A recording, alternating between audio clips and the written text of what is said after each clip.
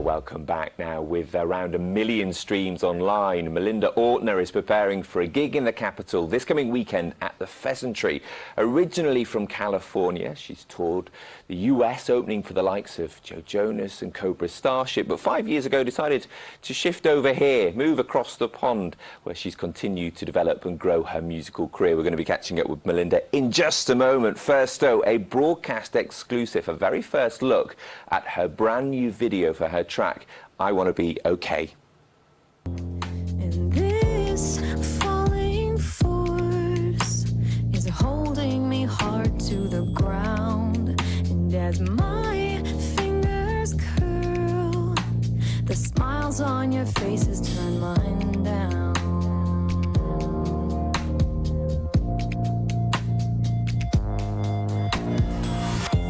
So I take a trip home. It's nice to be home.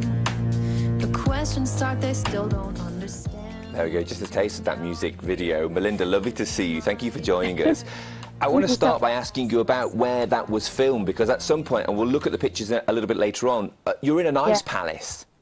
I am, and it wasn't like some made-up one. It was genuinely Baltic conditions.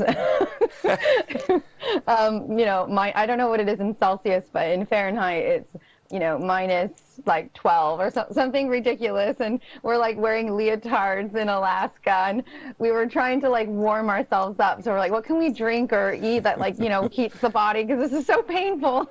But what, you know, the things we do for our art, right? And my vision was I wanted it to be real ice, and I wanted to feel that, and so that could help me express the emotion of the song and tell the story. Yeah, no pain, no gain, as they say. Exactly. You know, the last 18 months in many ways have been pretty painful for all of us. Have you found it a creative experience? Has it given you time to kind of think about where you're going musically?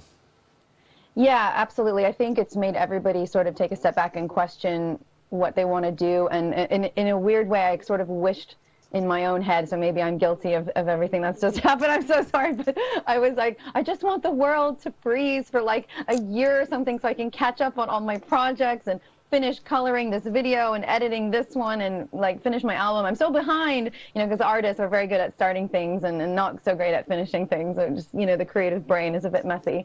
But you know, I didn't expect that to happen. So creatively, it's given me space, but also it's been a very stressful time because, you know, artists have had it pretty tough this year. So there's the added stress doesn't help with the creativity, and I, you know, have to be real about that. So it's been bittersweet, you know, time, but stress.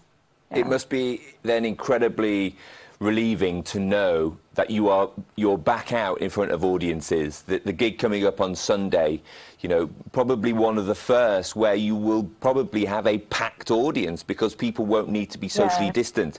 Is that something that's exciting for you? Yeah, it makes it look good. If I didn't, you know, bring enough people, and because of the social distance, it makes it seem like, oh, it's sold out. I mean, you know, technically.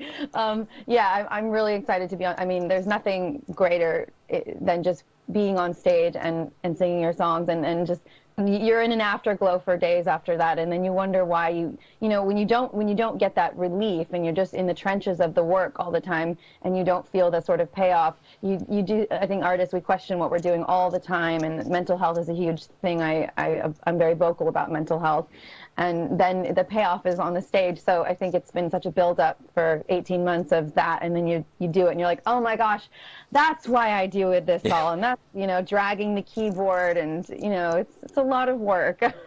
Yeah, it's kind of one of those industries, isn't it, where, you know, everybody aspires to be part of it, but the reality of it often is hard work, hard graft to constantly get your songs out there.